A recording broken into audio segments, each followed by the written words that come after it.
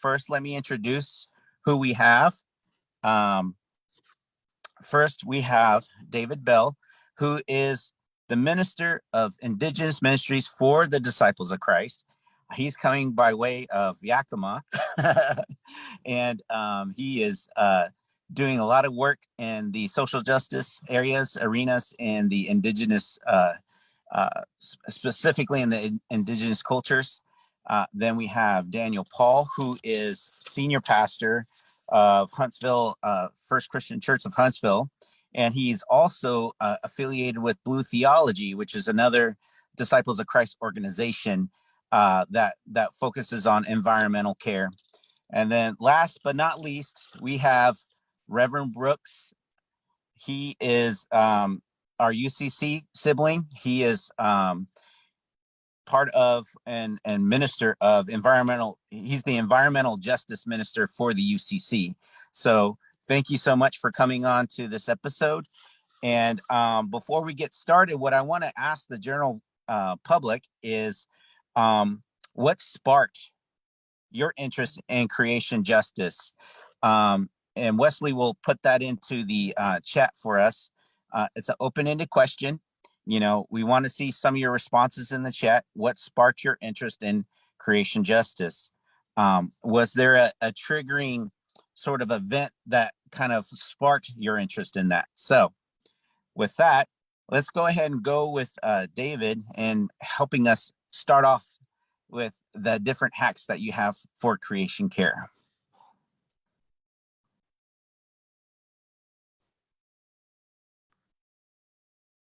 There we go.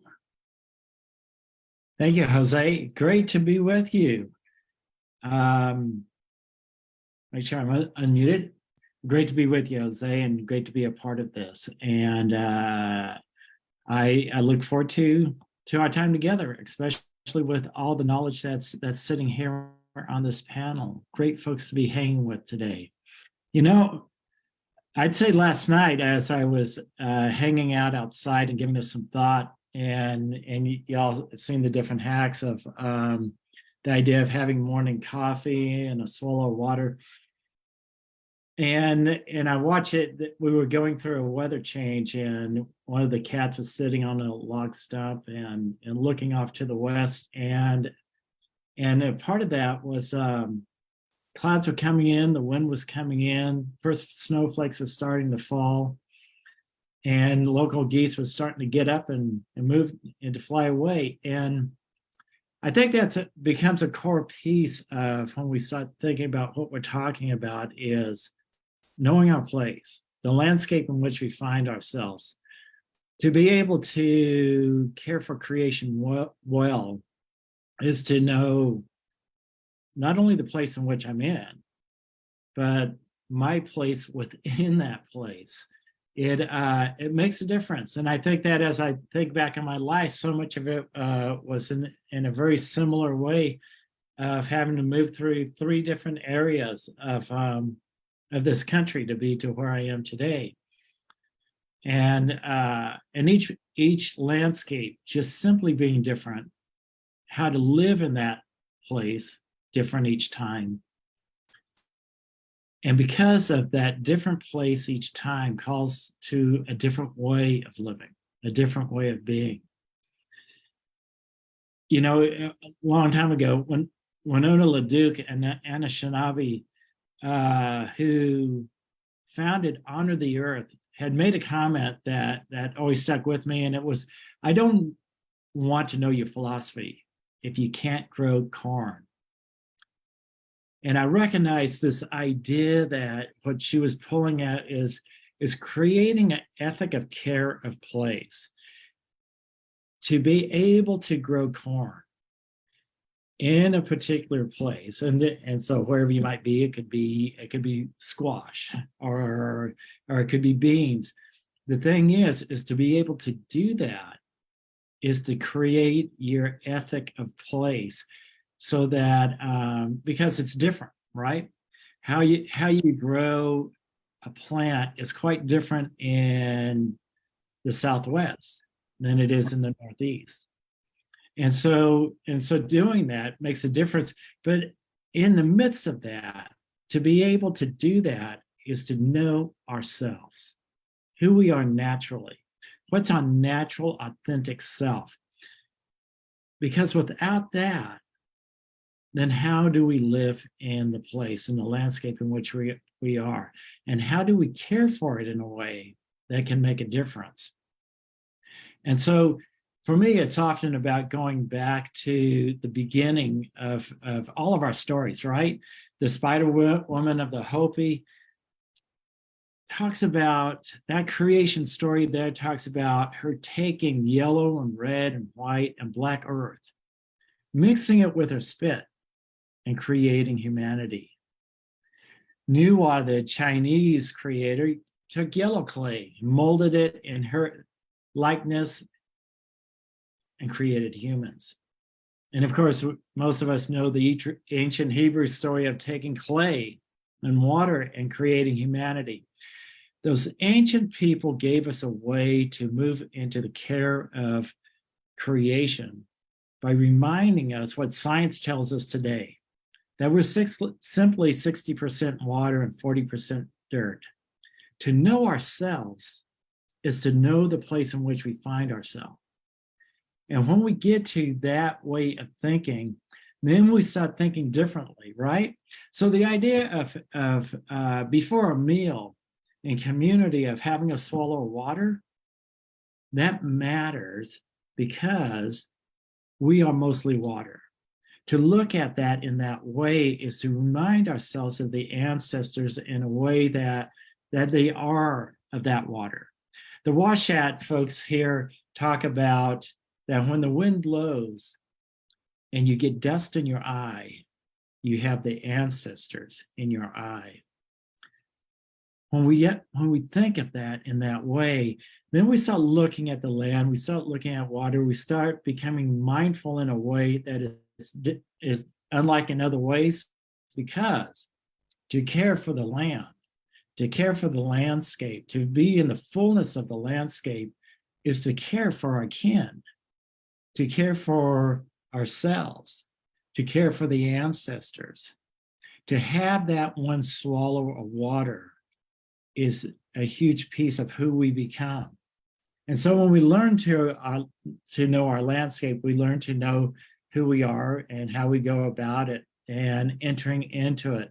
To know our landscape is to know creation and how we are to live in relationship with creation. So when I say that, at the center of Indigenous Ministries, one of those pieces that come together that we're moving into and trying to remind ourselves, as well as anybody else, is how do we go about being present with the land, in the fullness of the land, so that we look at the whole landscape and look at the water and the plants and the animals, the fish and the birds, the wind, and knowing we are all the same. And so to do that, we think of looking into the world around us and recognizing how upside down and how hurt so much of that has been, is to go in and to settle down into at least four ways of entering into that. To ask the question of how we do reparative work and recognizing that's the work of our time. That how upside down so much of creation is around us due simply to what humans have done, is to begin today of doing reparative work. So that one day reparations to the fullness of creation can be done. And it's not to say that reparations don't start today. They certainly can. We can start doing stuff right now to make a difference because folks before us have done reparative work. But to move to engage in reparative work today so reparations can come tomorrow. So most importantly, after that, after we start getting deep into this, that we move into restoration. A restoration of how creation was and can be. To look to the past to say, here's what we need to return to, while looking into the future and saying, this is what we can become. And when we do that, and we do that well, sometime down the road, our children's children can enter into a time, into a place of reconciliation. And that's what we're looking for the most, is to enter into a time to where we remember the sacredness of the land, to know the sacredness of our ancestors, to know that the practices that we engage in move us ahead into knowing that we are not alone, but one with everything. And so I think that as we move into today and into our other conversations, I'd leave you with this, is that I think that I could be telling you what I think you should do in your place, but that would be me so much more of a colonizer of your space. Rather, I think there's a need to care for creation in a way that we strive for harmony. Life isn't about getting this right before we do that. Rather, it is about living into our interconnectedness, into a relationship with creation. To ruminate in that space between race and water, and gender and soil, immigrant and wind, the plants and faith. Somewhere there in that undefined space that we find ourselves grounded on the ground and in the air around us is who we have been and who we are and who we can become. I think of it as a space that's unencumbered by government, our business, our church, but a place where we become the caretakers of our relations, of all that is, of the myths of creation. And so there you have it, Dr. Jose. That's my thought. Wow, David, thank you so much. So much to dig into that. And I just love this whole, oh, I love the statement that you said, that I can't remember the individual that you quoted, but I don't want to know what you know if you don't know how to grow corn. You know, how awesome is that? But what I gathered was, one of the first things that we need to do is to know ourselves, when we're in our faith communities, as we're developing faith communities, to know ourselves, to know our landscape, and to the third thing is to restoration and reparations for tomorrow, and then to know, to enter a time to know the sacredness of the land, and then finally to strive for harmony and live into this creation care mind. So thank you so much, David, for that. Let's go ahead and move on to the next hacks from Blue Theology. Can we have your hacks, please? Sure. Thank you, Doctor. I just want to introduce myself in that for the last 24 years, I've been serving as the pastor of the Christian Church in Pacific Grove, California, which is right on the southern tip of the Monterey Bay. And there, I learned about the sacredness of the Monterey Bay because of this huge canyon that's right in the middle of the bay, that's actually bigger than the Grand Canyon. There's minerals that upwell periodically into that bay that feed the beginning of the food processes. And so the Monterey Bay has one of the most diverse ecosystems on the planet because it has some of the deepest sea on the planet. And yet, the thing that we have learned in the last century about the Monterey Bay is that it's very easy to not understand the balance of nature in that ecosystem. In the early part of the 20th century, the Monterey Bay pretty much fed the world sardines, the world. And it had all the government contracts to put sardines in the sea rations that they used during World War II.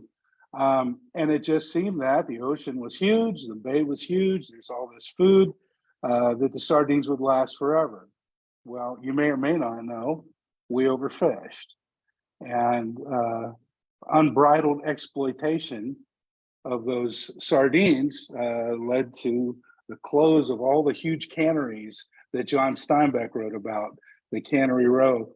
And they realized, oh my goodness, we need to manage these ecosystems. Same thing happened with whales. Same thing happened with the otters. In fact, we thought the otters were wiped out. And it was amazing that like in the late 60s, they found a small school of otters down by Big Sur that were immediately put on the federal Endangered Species Protection Act. And now the otters are beginning to thrive again. Same with the elephant seals, same with the abalone.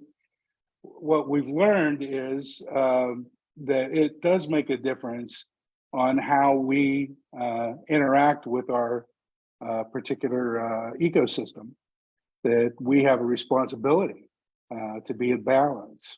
And so the Monterey Bay became very interesting, and it became a national marine sanctuary. It was, we call them St. Leon Panetta, put that legislation through, but a lot of the energy to create that national marine sanctuary came from grassroots efforts, including the churches along the Monterey Bay. So my church was right there on the southern tip of the Monterey Bay. I would argue a sacred place. And when I first got there, the elders and I read a book that was written by Dick Ham, who was a general minister and president at the time, called 2020 Vision. And in his 2020 vision, he mentioned that churches needed to quit thinking of themselves as parishes and begin thinking of themselves as mission stations. And so the elders and I had a discernment process where, what is our mission? What is it that we have this unique location or this unique ability to do that would benefit the wider church and would benefit the wider community? And that's when Blue Theology was born. The Blue Theology mission station invites young people, youth groups to come and visit for a week to have a learning serving experience on why Christians should be concerned about the health of the ocean. And through learning and through doing service work, they develop a heart relationship with one of the most unexplored parts of the planet, and that is the ocean. And yet, the ocean is something we're incredibly interconnected with. And so just 10 years ago, we became an official mission station of the Disciples of Christ Division of Homeland Ministries. And just this year, not just because I have left that area and moved on, but the administration of Blue Theology is now being taken over by Creation Justice Ministries out of Washington, D.C., which is sponsored by the National Council of Churches. And we now have more, we call them outposts, mission outposts, one in Newport Beach, right in Orange County, California, one in Texas City, Texas, near Galveston on the Gulf. And we're hoping to open up 2 other outposts this year, one in North Carolina and one on Cape Cod. So I want to get to the hacks. During our week, we do talk with the youth groups about what difference can you make at your home church, as far as what is it you can do differently that would benefit the ocean. One of the things for the disciples groups that visit us, we tell them to make sure that somehow they're being challenged by the Green Chalice program and trying to do that kind of work. But the 3 that I shared that I'd like to share with you is, number 1 is that churches should compost. And compost is not hard. It's making good use of things that would normally go into the landfills, and instead being used to actually benefit your local ecosystem. We found that most churches can make a field trip to their local dumps and take a class on composting, and sometimes they'll even give them the boxes and the equipment that they need to do an effective compost. The second thing is to become experts at recycling, reusing, and refusing, especially when we're talking about plastics. Being focused just on the blue theology on the ocean, plastics seems to be our number one concern. And we've had a lot of the youth groups volunteer to be recycling monitors every Sunday morning and stand by the garbage cans and recycling cans and making sure people put the right things in the right cans. It's amazing how mindlessly we throw things away. And so they're being helpful to the other folks in the church, that the church itself is good at recycling, reusing, and refusing plastics. And the third thing is zero plastic shopping at farmers markets. That, you know, farmers market seems that most people click in their brain, oh yeah, I need to bring my own bags to this and not use plastic. And besides that, you're buying local produce that's doesn't have a huge carbon footprint. I do want to say, do I got time for a couple more things about plastic real quick? One is there's a website called 5gyres.org, 5 Gyres, and it talks about how in the ocean there are, the way that the earth moves and the way that gravity works, there's like 5 giant whirlpools out there. And you probably all know about the one in the Pacific Ocean. It's just past Hawaii.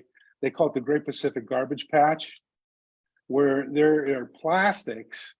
And now these plastics are being beat up into such small pieces, they're calling it plastic smog that's out there. But plastics that are floating from 1 to 3 feet under the water, and they've made like a plastic island because of the gyre, everything moving to the center.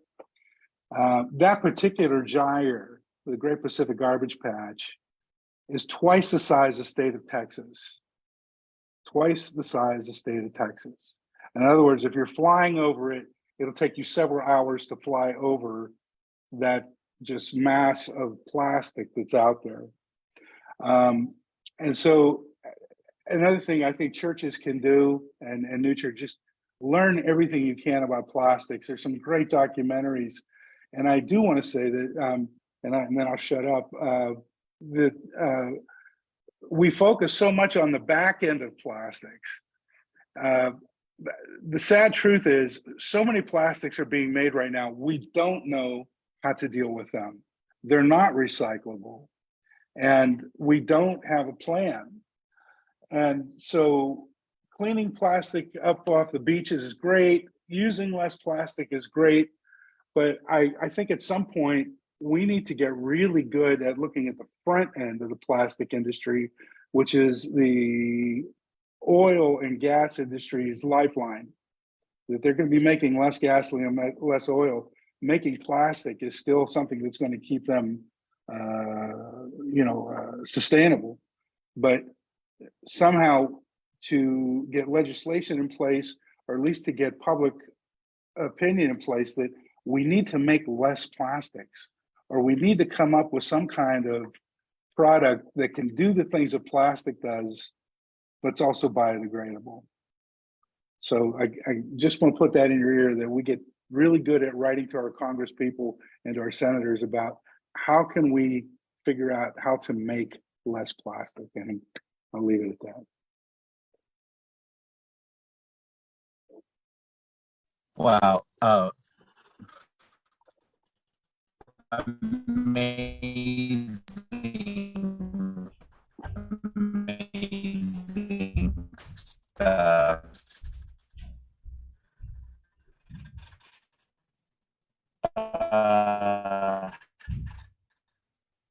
Thank you for that.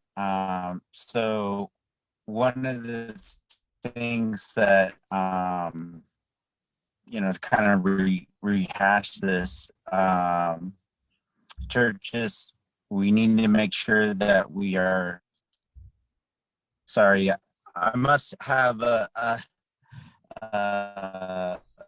unstable internet connection, And so the first thing, what I got out of there is that we as churches, we should be composting as being the first hack. The other thing is to become experts in recycling, reusing, and refusing plastics. That's still pretty bad. Okay, and going to farmers markets.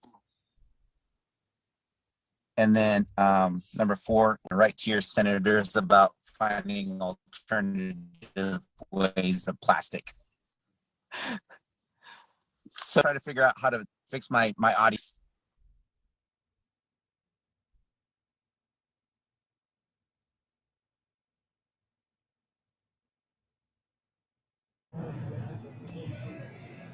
While he's doing that, why don't we have Reverend Brooks go ahead and begin your hacks, and I'll spotlight you here. Terrific. Great to be with all of you today. Again, I'm Brooks Barron. I'm the Environmental Justice Minister for the United Church of Christ. And, some of the 3 hacks I'll be sharing to you today are probably hacks I wish I had known when I was a pastor in the state of Washington. And that's when I first really got that spark and passion for creation justice. And for me, I would say what really gave me that sense of calling to this area of ministry was becoming a father.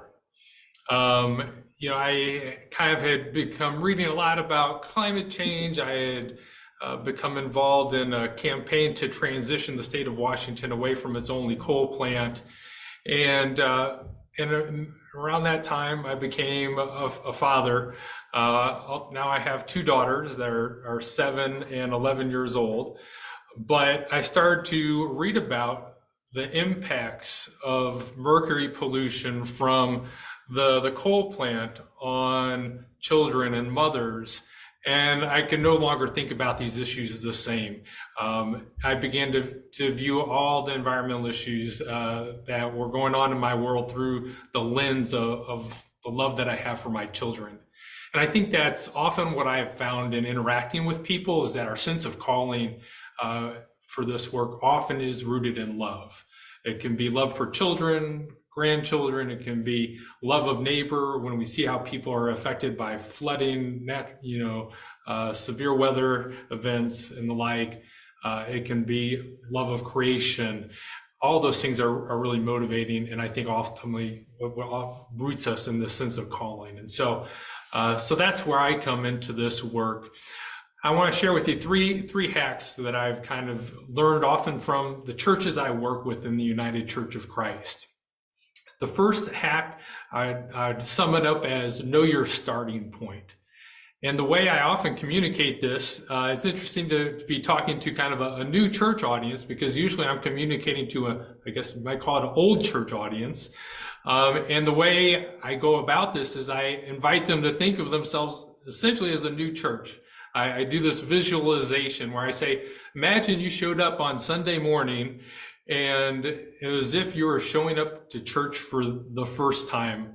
And all of you are looking at each other, saying to yourself, what exactly are we doing here? Why are we here? What's our purpose this morning?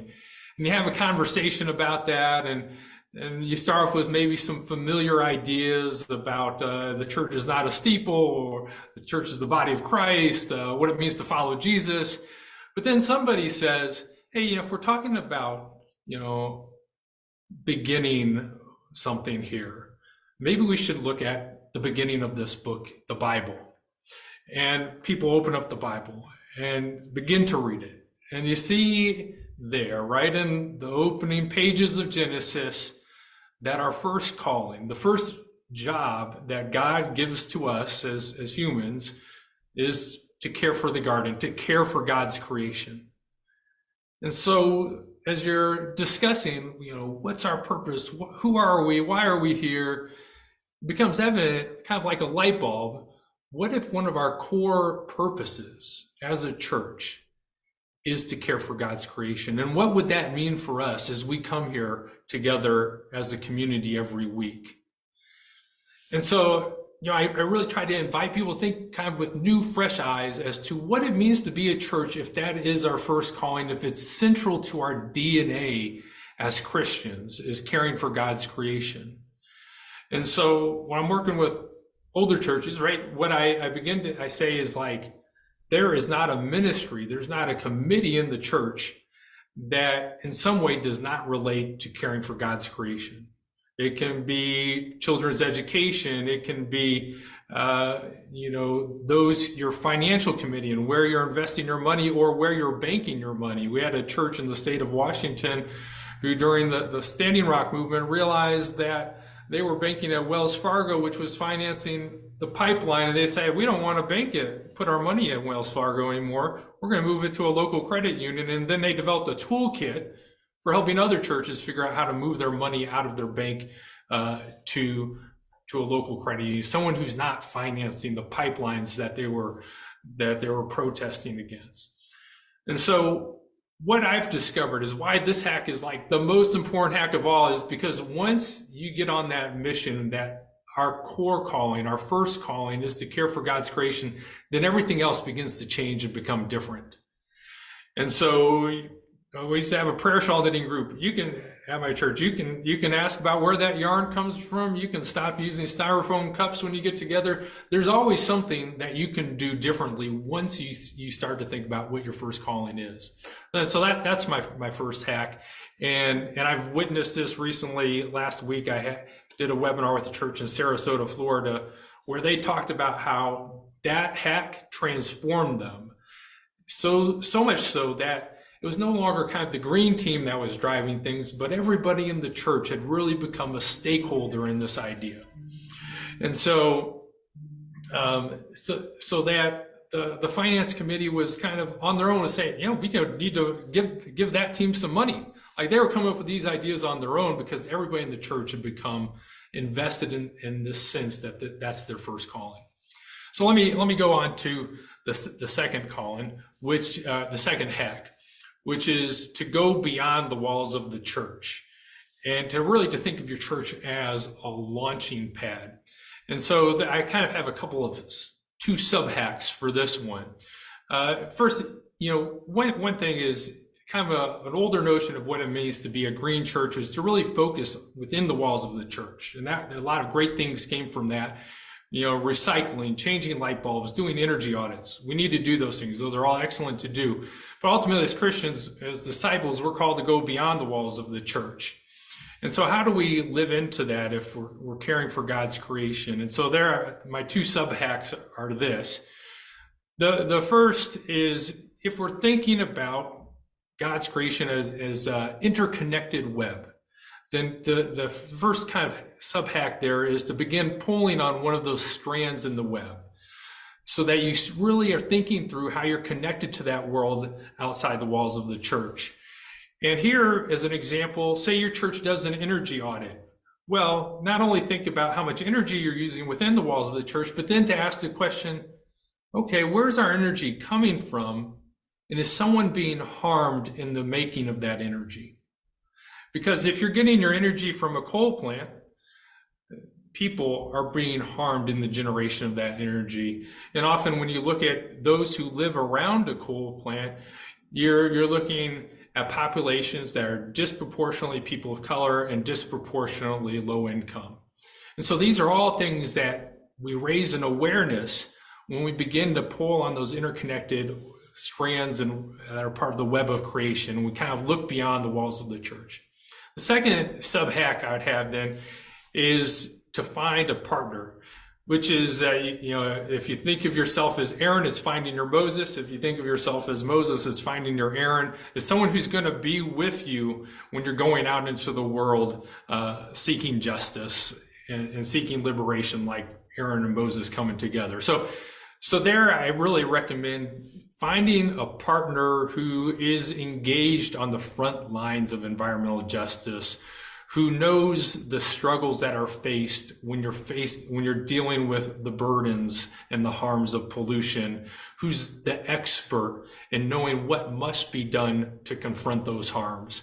There are environmental organizations throughout the United States There's also national organizations. To follow up on Dave's earlier comment, the Council for Climate Justice, United Church of Christ, last year they decided we're going to intentionally partner with Honor the Earth, Winona LaDuke's organization, Indigenous-led organization, and we're going to think of ways that we can be in solidarity and support with them for a whole year. And so thinking of that and really leaning into the expertise of those who are on the front lines, I think is ultimately invaluable for staying in this for the long run, because it's by connecting with real people and real stories that people in the pews stay motivated, right? It's not just an intellectual concept. It's about real people. It's about loving your neighbor, and it's about doing what you can to love your neighbor and to love God's creation. So those are my first two hacks. My third and final hack is to know your ending point.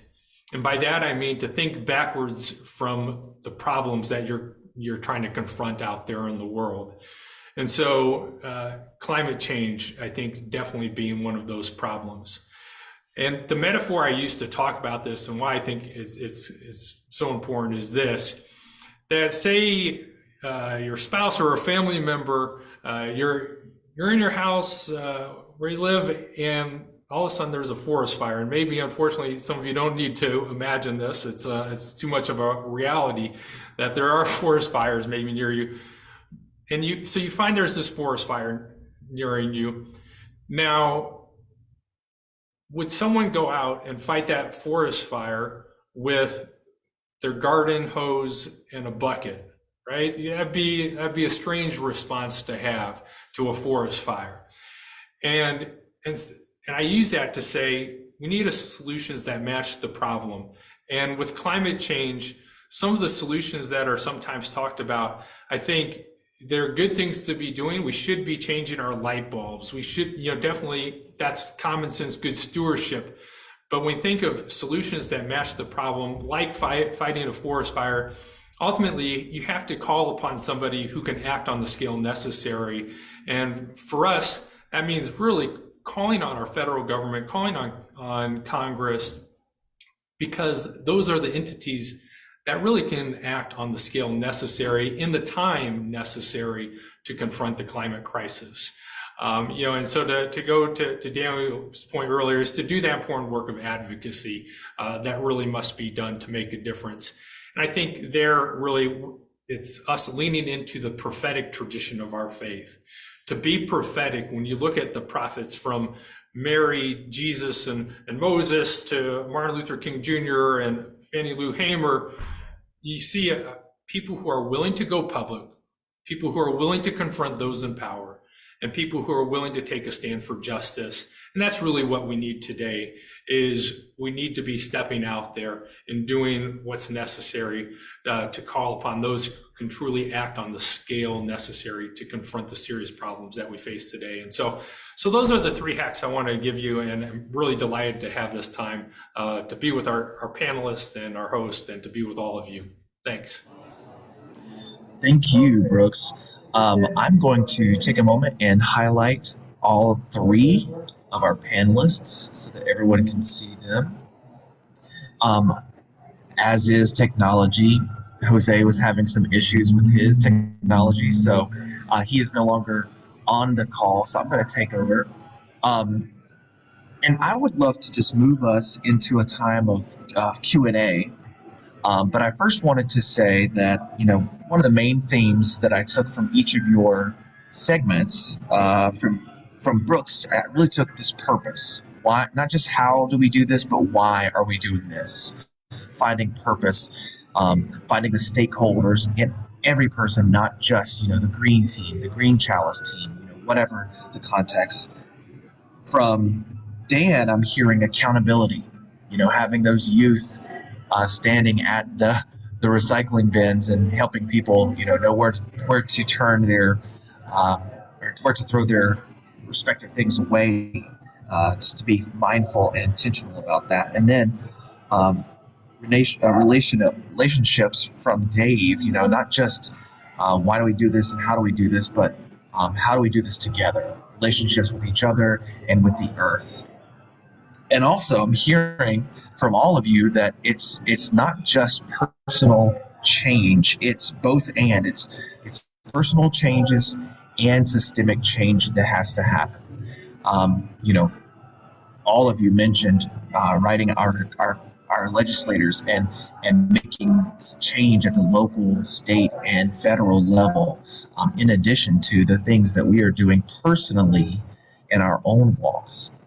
Um, I would love to field some questions. Let's see here. Here's a question. I have heard recently that buying local doesn't necessarily mean that your purchases are better for the environment if the produce is grown out of season. In this case, buying global is actually more ethical. What are your thoughts on this? Anybody want to take that? And it should be in the Q&A section if you want to read it, if you want to read it yourself. You know, I can't say I'm like the best expert on this, but I do think there are some, you know, definite issues to think about when you think about where your food is coming from. So in this particular instance, I'm not sure if the reference is being made to like food that is kind of grown indoors and requires a lot of energy to be able to, like, you know, have the lights and the everything that you need indoors to grow that food indoors, right? It's actually that those kind of things can be counterproductive, right? Because of the energy drain that is required to grow something out of season. And so I think, you know, that is right to be thinking through that issue. I can't say I've seen comparisons though, like on, you know, the energy use of that versus, you know, flying something in. But I think, you know, probably the best thing is just to actually eat what's in season, and is local, right? But that's, you know, something that, that's what I would say in response to that. Thank you. Any other thoughts on that question? If not, we've got another one here. Marshall also asked, what are some resource recommendations that you may have for doing a study with the congregational leadership? For example, staff, board, elders, etc. Are there any, I guess, curriculum or specialized studies that you have seen or have done or participated in that you would suggest?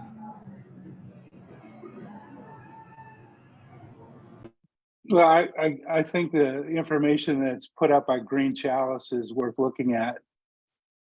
And I can't recall if they have a specific curriculum, but just looking at what they recommend for churches to do to qualify as Green Chalice churches and the reasoning behind it, it could be easily tailored into a study. Mhm. Thank you. Let me just take a moment. Someone is asking a very inappropriate and racist question in the Q&A. I'm seeing that. I'm deleting that. Do not do that again. Thank you. There's also another a question. This looks like it might be for someone in the chat. Someone mentioned a DOC lay member in Ohio, whose mission work is with solar power. I think that was Katie. Katie, if you don't mind, would you put that person in the chat? I think we have someone that wants to get connected with them. All right. Any other questions? Yeah, go ahead, Dan. Yeah, the other thing I wanted to add, this would be more of a book study than a curriculum study. But this year, Presbyterian minister Talitha Aho, A-H-O, wrote a book called In Deep Waters, Spiritual Care for Young People in a Time of Climate Crisis. And I recommend that book highly. She is also the chaplain at the Children's Hospital, San Francisco Children's Hospital in Oakland. But she really nails connecting theology with creation care and dealing with climate, not just crisis, but climate resiliency. Wonderful, wonderful. Thank you. Go ahead. Something I would add is for resources, a couple of things. Daniel earlier mentioned that Creation Justice Ministries is now, taking over the Blue Theology program. That's an ecumenical group that every year puts out a new resource for Earth Sunday, and you can look at all the resources they've come out with over the years addressing multiple issues, and those can be a really great resource to take a look at. The other thing I'll share that we put together in the United Church of Christ is a handbook for the climate crisis called Cathedral on Fire.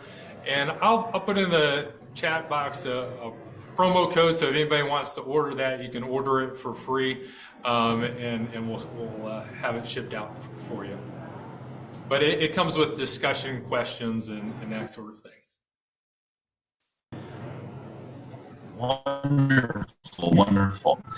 In our last few moments, I want to go just around the panel and see if you've got anything else you'd like to share or plug. We know that many of you have done work in this area. You might have some literary references that you might want to share, either of your own work or somebody that you work with or respect. So if you would name them aloud, and then if you have time, put them in the chat so people can see those written and maybe look those up. Let me start. Brooks, you just mentioned one. Will you mention that again, and then anything else that you might want to plug? So the Cathedral on Fire resource, Creation Justice Church's resources, and there's a number of books out there that I think are really worth looking at. Rooted and Rising is an ecumenical book that's out there and is available on Amazon. So those are some of the things I would look at.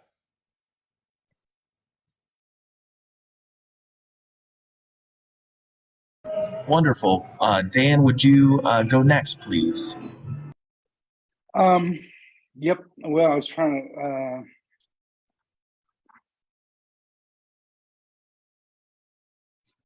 to. The Death and Life of Monterey Bay: A Story of Revival. It's a book by Stephen Palumba, who works at the Stanford University's Hopkins Marine Station, which is right across the street from the Blue Theology Mission Station.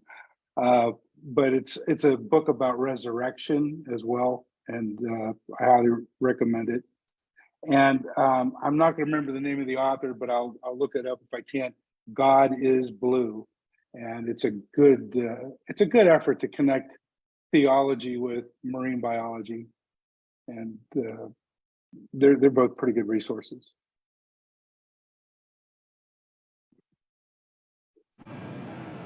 Thank you. And lastly, Dave, why don't you close us out here with whatever you'd like to share or plug? Sure. Yeah, I would say one book to take a look at, a good introduction, and it has really gotten popular by word of mouth. If you haven't read it, is Braiding Sweetgrass.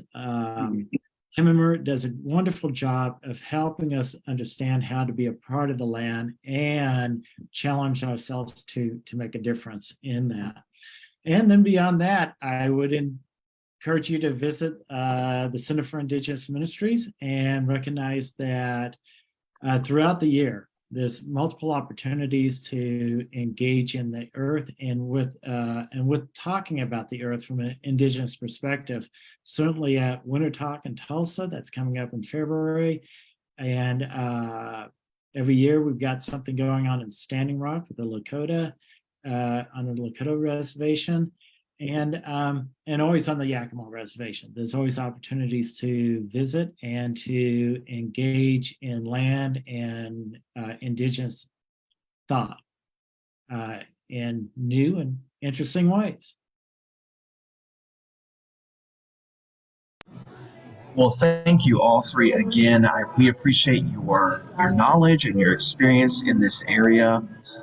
We hope that it is a spark that build something bigger for each of these people gathered here, that they take it back with them and are able to implement some real change in their context. So thank you all so much. Friends, thank you for joining us today. This is our last webinar for the year. We had 89 folks registered for this. Great to have about 30 folks in real time. We're excited for those folks who are going to watch this later and learn so much from it. We got one last question. Go ahead and put that in the chat, please, Candace.